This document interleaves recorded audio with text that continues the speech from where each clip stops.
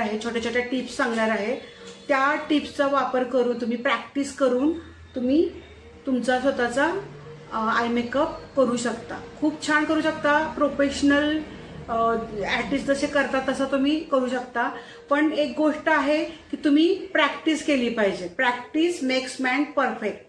तुम्हाला प्रॅक्टिस करणं खूप गरजेचं आहे. तर चला तर आपण बघूया आय शॅडो कसे वापरायचे, आय मेकअप कसं करायचा किंवा आईज कंट्रोलिंग कसं करायचं, तर ते मी तुम्हाला दाखवते.